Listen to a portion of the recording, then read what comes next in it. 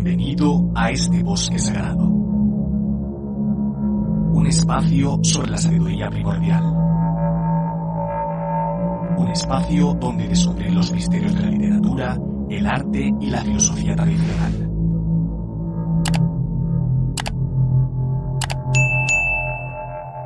El Rey del Bosque, el podcast para los navegantes del conocimiento.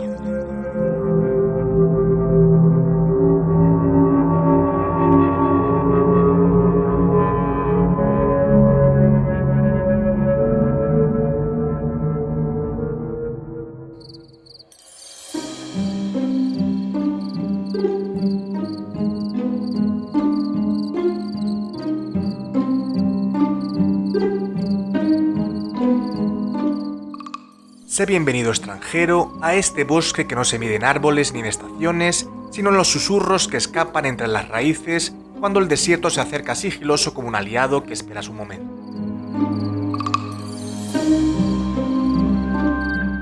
Esta noche el viento trae arena de Sonora, polvo de cactus que guarda ecos de visiones prohibidas, el aroma seco de botones de peyote que aún calientan la mano que los arrancó y el leve crujido de lagartijas cosidas en rituales que el mundo profano llama locura.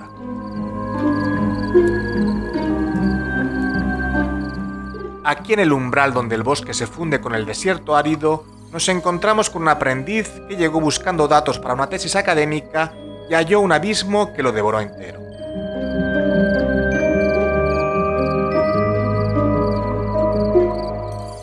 Carlos Castaneda, el antropólogo de la UCLA, que se convirtió en narrador de lo arcano, y su maestro, el viejo yaqui don Juan Matus, cuya existencia mismo se debate como un sueño que se niega a despertar o como una verdad demasiado afilada para el ojo occidental.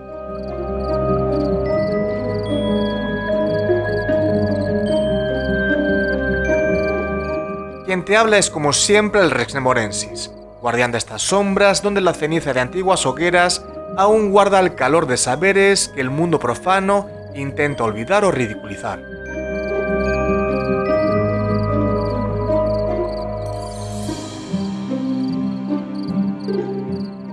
Esta noche compartimos un mate amargo de hierba del diablo, no la planta que esclaviza, sino el sabor de la duda que quema la lengua y obliga a elegir.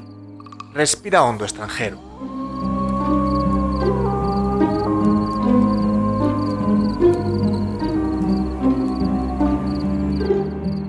El desierto no perdona al que duda a medias y el conocimiento no se regala. Se arrastra bajo el sol hasta encontrarlo.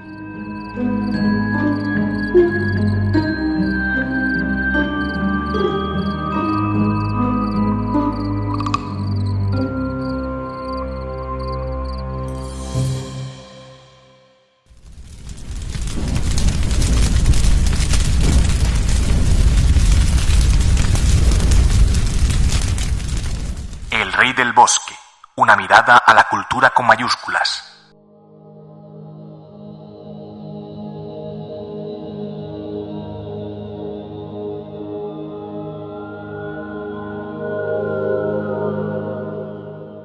Carlos Castaneda, cuyo nombre de nacimiento fue Carlos César Salvador Arana Castañeda, nació el 25 de diciembre de 1925 en Cajamarca, Perú, según los registros oficiales y de inmigración. Hijo de César Arana y Susana Castañeda, creció en un entorno que él mismo veló con contradicciones deliberadas. En entrevistas y escritos, afirmó haber nacido en Sao Paulo, Brasil, en 1935, de padres adolescentes, criado por abuelos en una granja de pollos o incluso en otros lugares que borraban su rastro. Era un hombre que practicaba lo que don Juan le enseñaría, borrar la historia personal.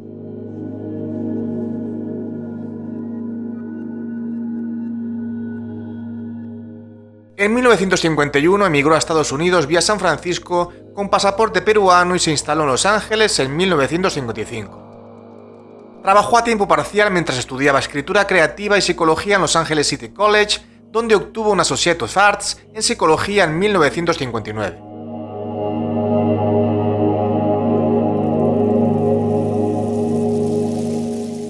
En otoño de 1959 ingresó al Departamento de Antropología de la Universidad de California en Los Ángeles, UCLA, donde obtuvo su doctorado en 1973, aunque su tesis, basada en viaje a Ixtlán, fue controvertida desde el principio.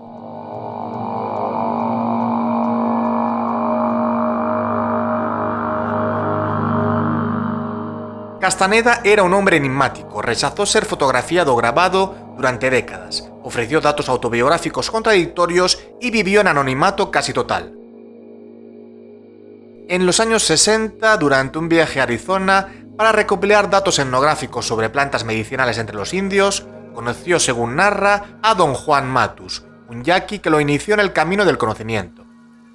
De esas experiencias surgieron sus libros, empezando por las enseñanzas de don Juan en 1968, que vendió millones, se tradujo a decenas de idiomas y lo convirtió en figura central del movimiento New Age.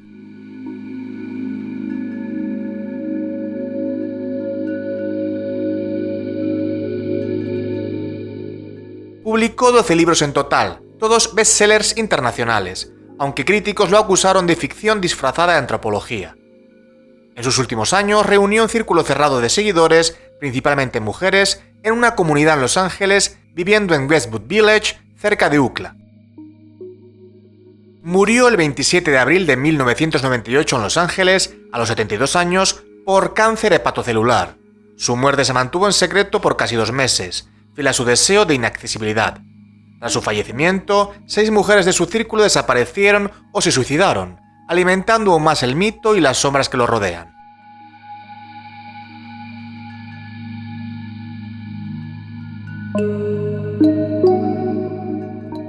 Castaneda no fue solo un escritor, fue un enigma viviente, un puente entre la razón académica y el chamanismo arcano, un hombre que borró su pasado para que su obra ardiera sola.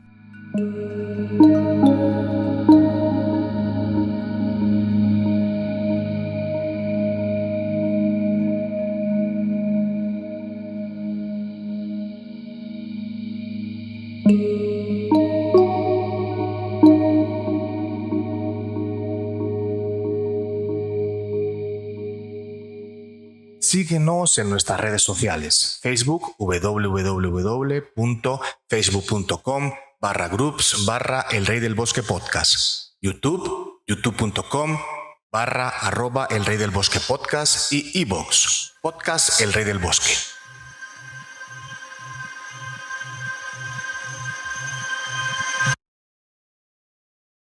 Todo comienza en una terminal de autobuses polvorienta en Arizona. En el verano de 1960, cuando Castaneda, un joven estudiante de antropología, anda buscando información sobre plantas medicinales, especialmente el peyote, para su investigación universitaria.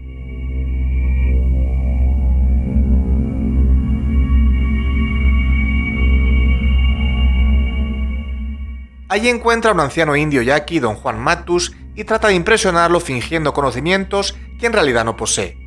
Pero la mirada del viejo lo desarma por completo, con esa quietud penetrante y esa actitud relajada que parece saberlo todo sin esfuerzo, dejando al joven en una inquietud profunda que lo persigue.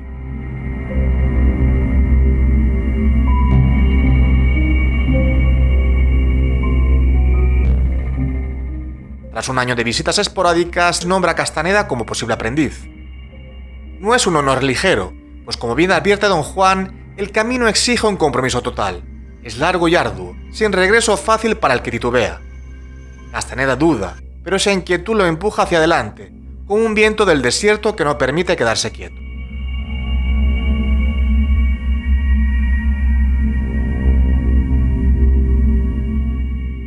Don Juan no enseña plantas para el mero placer recreativo. Enseña a convertirse en un hombre de conocimiento, un guerrero que asume la responsabilidad absoluta de sus actos, enfrentando lo desconocido con el alma desnuda.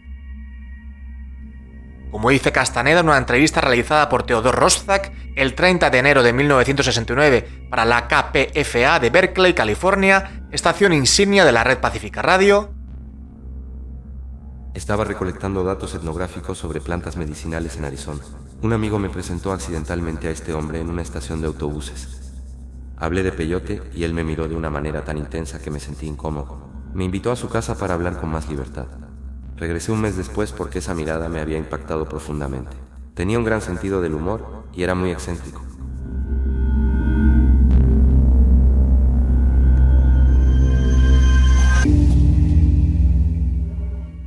En la misma entrevista de radio, Castaneda expone: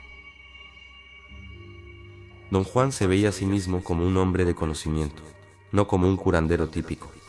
Tenía padre yaqui de Sonora y madre de Arizona. lo que lo hacía marginal en ambos mundos. No era un brujo común, vivía al margen con un humor extraordinario y una forma de ser muy peculiar.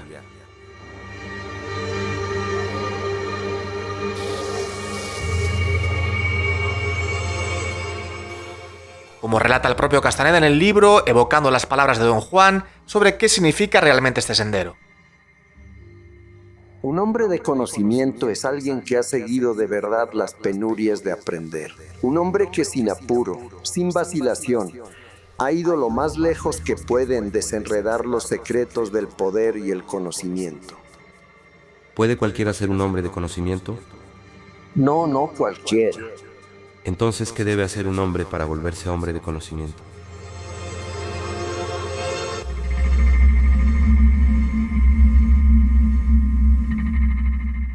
¿Estás listo para dejar de mirar y empezar a ver extranjero? Porque mirar confirma el mundo que ya conocemos, el mundo seguro y predecible. Ver lo deshace en fibras de luz, en flujos de energía que no perdonan la debilidad.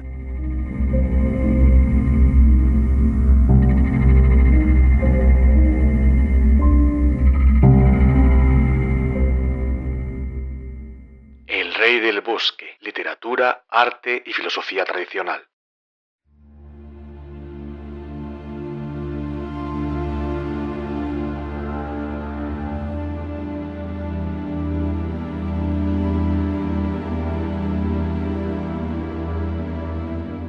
Don Juan revela los 4 enemigos que custodian el camino del hombre de conocimiento, como centinelas inevitables que acechan en las sombras del alma, y todo aprendiz debe enfrentarlos sin rendirse, con el coraje de quien sabe que la victoria no es eterna, sino un equilibrio precario.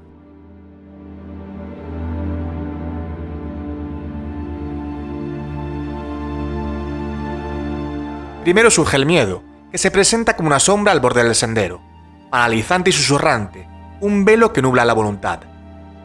El aprendiz debe atravesarlo sin negarlo ni huir, desafiando paso a paso, hasta que el miedo, exhausto de perseguir al que no retrocede, se retira como una niebla disipada por el amanecer.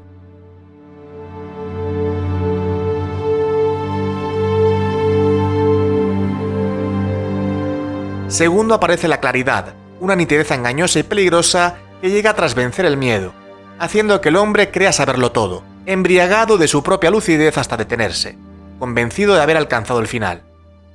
Debe aprender a dudar de esa claridad, usándola como una herramienta sin dejarse cegar por su brillo falso, el más sutil de los engaños.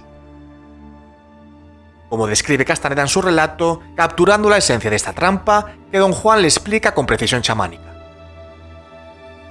Y así ha encontrado a su segundo enemigo, la claridad, esa claridad de mente, tan difícil de obtener, dispersa el miedo, pero también ciega, fuerza al hombre a no dudar nunca de sí, le da la seguridad de que puede hacer cuanto se le antoje, porque todo lo que ve lo ve con claridad, y tiene valor porque tiene claridad, y no se detiene en nada porque tiene claridad, pero todo eso es un error, es como si viera algo claro pero incompleto.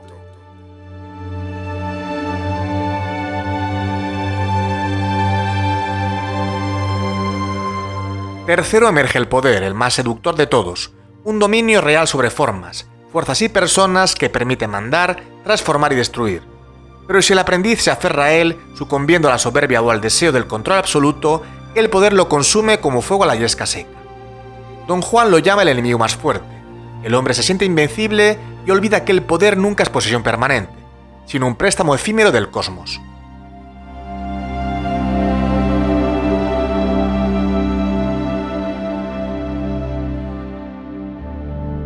Cuarto y el único invencible, llega la vejez, cuando el cuerpo envejece y pide descanso eterno, mientras el espíritu susurra rendición. No se derrota, solo se le puede posponer como una voluntad indomable, acumulando energía a través de actos impecables que fortalezcan el alma contra el inevitable declive.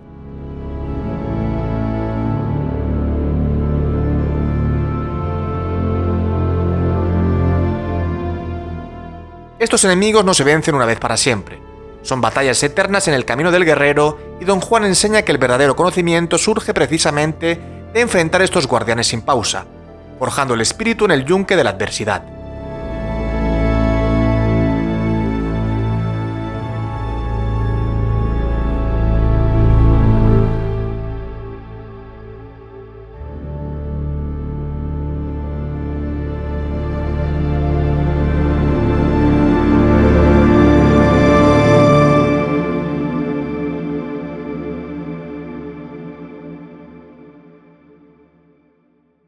Rey del Bosque, un programa dirigido y presentado por José Francisco Roma Santa.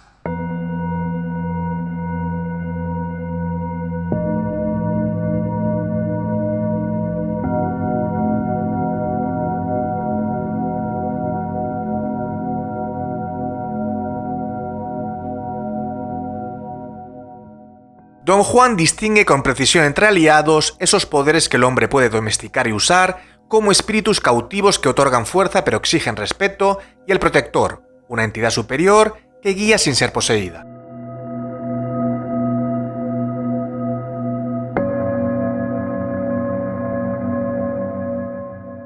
Mescalito, el espíritu del peyote, no es un aliado común, es una entidad externa, un maestro moral que se manifiesta en visiones juguetonas para el impecable, pero aterradoras para el temeroso o de malas intenciones. Enseña la buena manera de vivir, no un poder crudo para dominar, y Castaneda lo encuentra en sesiones colectivas llenas de visiones intensas, luces líquidas que lo aceptan como aprendiz. Mescalito no se posee, él acepta o rechaza, como un guardián celoso de la rectitud. Como indaga Castaneda en su diálogo con Don Juan, y como él mismo lo describe en esa conversación radial con Rostak, Mescalito tenía una imagen consistente. Era antropomórfico, como un cactus peyote gigante con rasgos humanos, cabeza puntiaguda, ojos y rostro que no eran del todo humanos. Se movía saltando de forma extraordinaria. Don Juan no se interesaba en la forma externa, solo en si me acerqué lo suficiente, y si tuve miedo, y sí, tuve mucho miedo.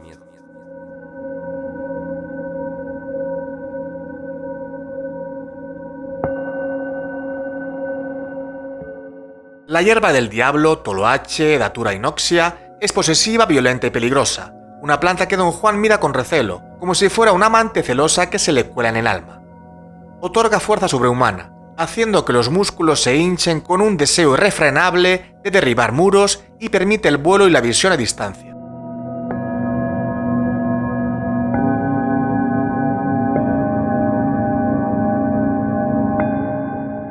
Castaneda experimenta este vuelo untándose ungüento en sienes y cuerpo, pierde peso, cruza distancias sin instantes, ve lo lejano con claridad absoluta. Pero al volver, pregunta angustiado si realmente voló o si fue solo un engaño de la mente. Como narra Castaneda, capturando la respuesta tajante de Don Juan, que cuestiona los límites de la realidad: Entonces no volé de verdad, Don Juan. Volé solo en mi imaginación, en mi mente. ¿Dónde estaba mi cuerpo? En las matas. El problema contigo es que nada más entiendes las cosas de un modo. No piensas que un hombre vuele. Y sin embargo un brujo puede recorrer 1000 kilómetros en un segundo para ver qué está pasando.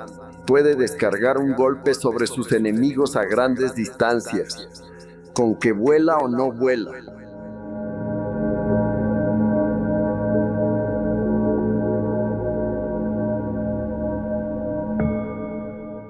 Y sobre esta hierba, Don Juan confiesa sus reservas personales, tal como lo relata el libro en un momento de franqueza. La hierba del diablo toloache era el aliado de mi benefactor. Podría haber sido también el mío, pero no me gustó. ¿Por qué no le gustó la hierba del diablo, Don Juan? Tiene una desventaja seria. ¿Es inferior a otros poderes aliados? No me estás entendiendo. La hierba del diablo es tan poderosa como el mejor de los aliados, pero tiene algo que a mí en lo personal no me gusta.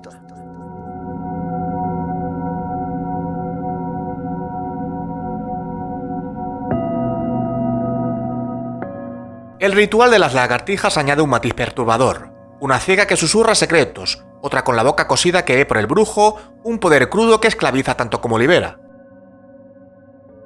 El humito, hongo psilocibe, permite ver en lugar de solo mirar, disolviendo el mundo en flujos de energía y fibras luminosas que revelan la esencia oculta.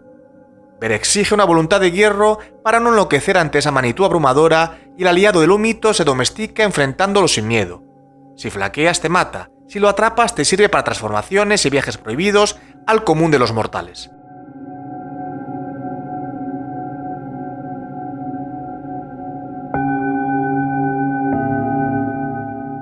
Como evoca Castaneda las palabras de Don Juan sobre esta planta, comparándola con la hierba del diablo en su propósito profundo: Empezaré por decirte exactamente lo que me dijo mi benefactor cuando empezó a enseñarme acerca de él. Aunque en ese entonces, igual que tú ahora, yo no tenía modo de entender. La hierba del diablo es para los que quieren poder. El humito es para los que quieren observar y ver. Y en mi opinión, el humito no tiene rival. Una vez que un hombre entra en su campo, todos los otros poderes están a su disposición. Es magnífico.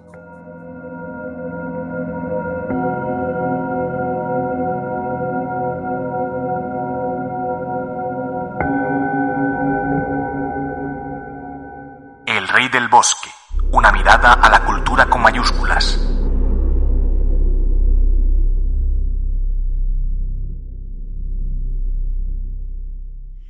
Castaneda recibe tareas que al principio parecen absurdas, como encontrar su sitio de poder en el porche de Don Juan, arrastrándose horas bajo el sol implacable hasta que, agotado y al borde del colapso, percibe un cambio cromático sutil en el entorno, identificando un punto donde se siente seguro y recuperado, como si allí acumulara una energía protectora que lo resguarda de las fuerzas externas.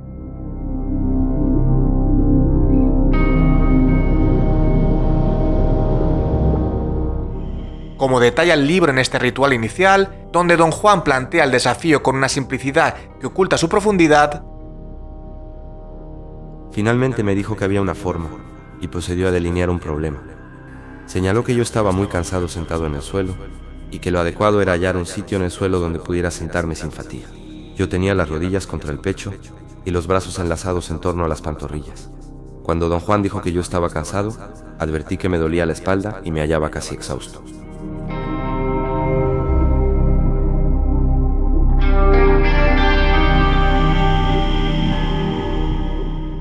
El camino con corazón se convierte en la enseñanza central, una brújula interna que guía al aprendiz. Un sendero con corazón es ligero y gozoso aunque terrible, lleno de vida que nutre el espíritu. Sin él, el camino agota y mata lentamente, como un veneno que se filtra en los huesos. Como insiste Don Juan en las páginas del libro, urgiendo a hacer siempre esa pregunta esencial antes de avanzar: Pero, ¿cómo sabe usted cuando no tiene corazón un camino, Don Juan? Antes de embarcarte en cualquier camino, tienes que hacer la pregunta: ¿tiene corazón este camino? Si la respuesta es no, tú mismo lo sabrás y deberás entonces escoger otro camino. Pero ¿cómo sé de seguro si un camino tiene corazón o no? Cualquiera puede saber eso. El problema es que nadie hace la pregunta.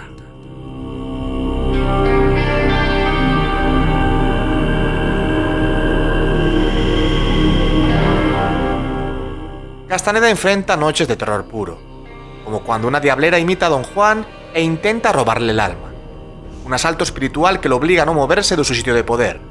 Sobrevive, pero el pánico lo vence finalmente, abandonando en septiembre de 1965, incapaz de sostener esa intensidad que amenaza con devorar su cordura. Como explica Don Juan en el texto, desvelando la naturaleza de estos seres maléficos y sus aliados oscuros: ¿cómo es posible, Don Juan, que alguien tomara la forma de usted? Muy sencillo. Lo que te visitó anoche es una diablera y tiene un buen ayudante del otro lado, pero no fue muy buena para tomar mi apariencia. Y tú diste con el truco. ¿Un ayudante del otro lado es lo mismo que un aliado? No, un ayudante es la ayuda de un diablero. Un ayudante es un espíritu que vive del otro lado del mundo y ayuda al diablero a causar enfermedad y dolor. Lo ayuda a matar.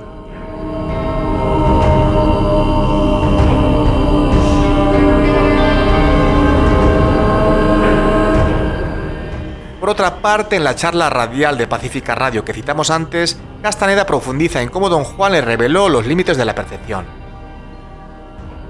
Don Juan me enseñó que la realidad es percepción e interpretaciones, no hechos objetivos. Si estás encadenado a una roca y vuelas, volarás con la roca y la cadena. Todo lo que hay en la realidad es lo que sientes. No cambia el mundo físico externo, sino cómo lo codificas y percibes.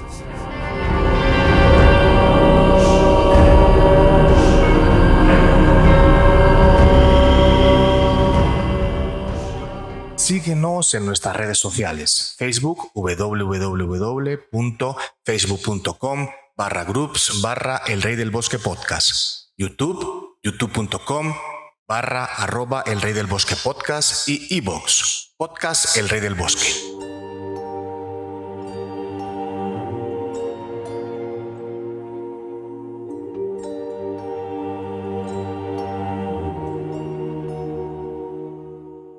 La pregunta eterna que ronda este relato es si Don Juan existió de verdad, si Castaneda fue un etnógrafo fiel que capturó un saber ancestral o un fabulador genial que tejió un tapiz de invenciones para cautivar al mundo.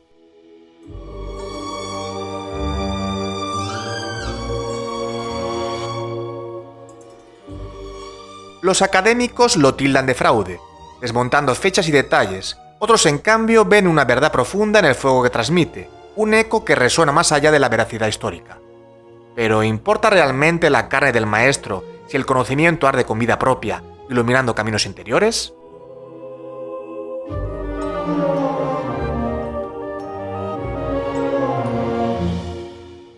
El libro cuestiona la realidad misma, preguntándonos si el mundo es lo que vemos con ojos profanos o solo una descripción aprendida que aceptamos como verdadera, un velo que oculta flujos de energía y poder.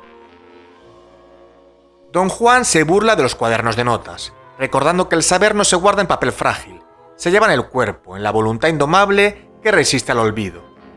Este choque entre la razón occidental, que mide, analiza y duda en laboratorios estériles, y el pragmatismo chamánico, que experimenta directamente, validando en el cuerpo y el espíritu, es el motor narrativo que impulsa toda la obra.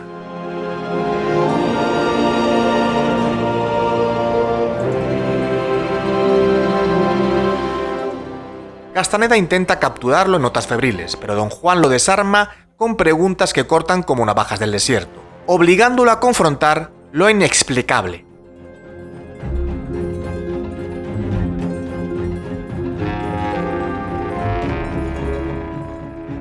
Como expone Castaneda en la revista Con Roszac, para un chamán como Don Juan, estas experiencias expanden la realidad consensual. Los chamanes reclasifican los estímulos de las plantas a través de generaciones, mientras que en Occidente los vemos como alucinaciones o locura. Transformarse en un grillo o en un león de montaña es una forma diferente de percibir e integrar los estímulos. No es una mutación física literal, sino una recodificación de la realidad.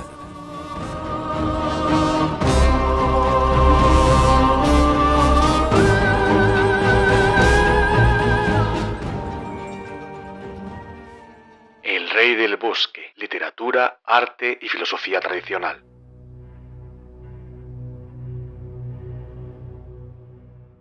Castaneda, en su esfuerzo por ordenar lo vivido y darle forma a un saber que escapa a las categorías académicas, sistematiza el camino de Don Juan de manera profunda.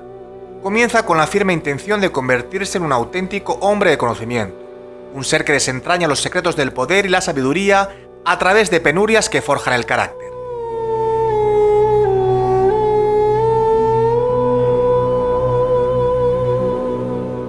Los aliados, por su parte, sirven como manifestación tangible de ese poder, entidades que se domestican para otorgar transformación, pero siempre con el riesgo de una domesticación peligrosa que puede volverse en contra.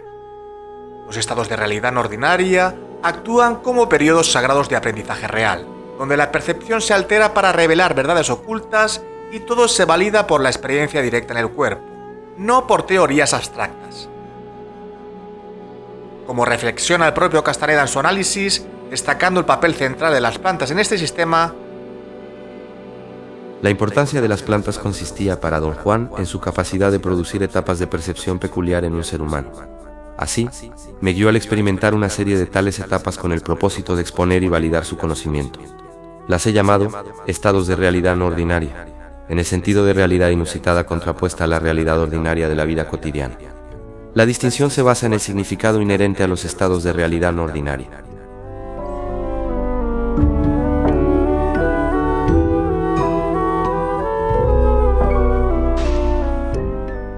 Cinco revelaciones clave emergen de este tapiz, irreemplazables como pilares de un templo arcano. Mescalito enseña moral y rectitud, guiando sin ser poseído por ambiciones de poder.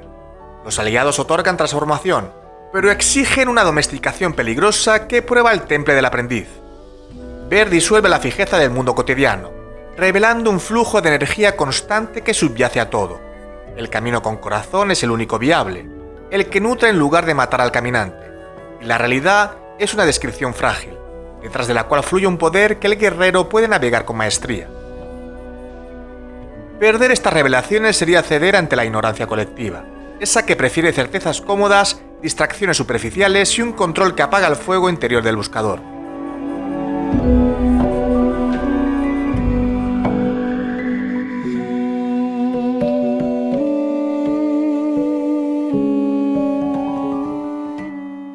El Rey del Bosque, un programa dirigido y presentado por José Francisco Roma Santa.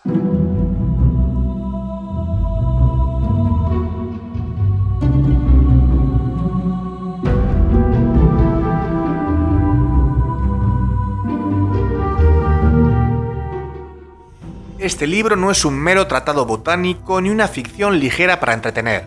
Es una cartografía detallada de la percepción humana, un mapa que traza senderos invisibles del alma.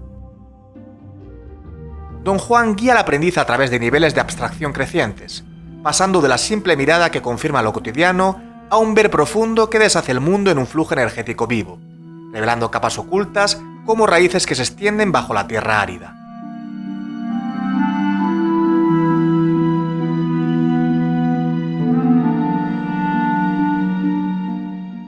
En términos arcanos, este relato se convierte en un proceso de individuación, romper los velos impuestos por la sociedad y la razón limitada, integrar opuestos como el miedo y la claridad, el poder y la vejez, para emerger soberano y completo.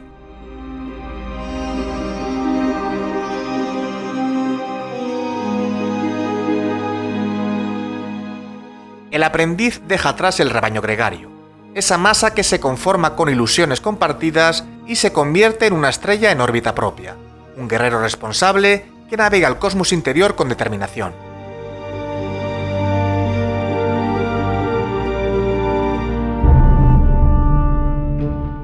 El objetivo final resuena como un eco eterno: dejar de ser un hombre común a merced del destino caprichoso, asumiendo la responsabilidad total de los actos, forjando una vida impecable que desafía lo inexorable.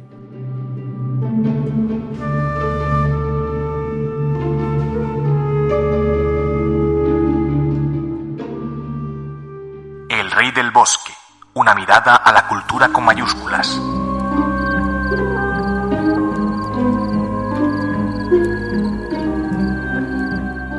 Así extranjero hemos cruzado del bosque al desierto y regresado, tocando grietas donde la realidad se rompe y se rehace una y otra vez, como un ciclo eterno de muerte y renacimiento.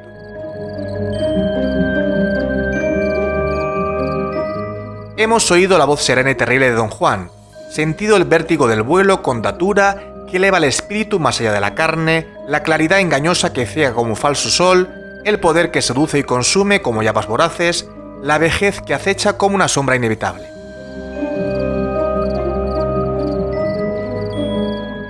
Mientras apuras tu mate amargo, recuerda, cada vez que dudas de lo que ves con ojos profanos, cada vez que eliges un camino preguntando si tiene corazón para nutrir tu alma, honras el eco de ese viejo yaqui que tal vez nunca existió en carne, pero que arde en miles de espíritus inquietos como hogueras en la noche.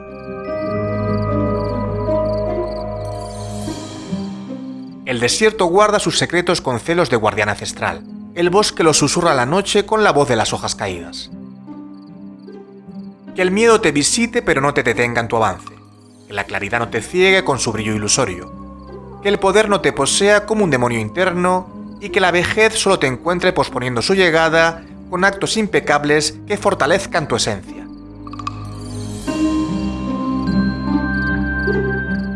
Lleva contigo esta enseñanza. El conocimiento no se explica en palabras vacías. Se vive en el cuerpo y en la voluntad, como un fuego que transforma. Y si arde en ti con intensidad que asusta, ya has comenzado el camino verdadero. Así que hasta que los dioses vuelvan a juntarnos, extranjero.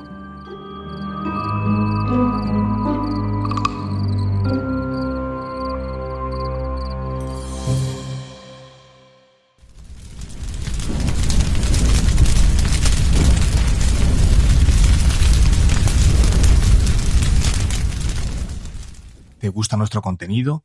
Entonces dale a like, comenta y comparte con aquellos a quienes pueda también interesarles para que podamos seguir creando nuevos programas para ti.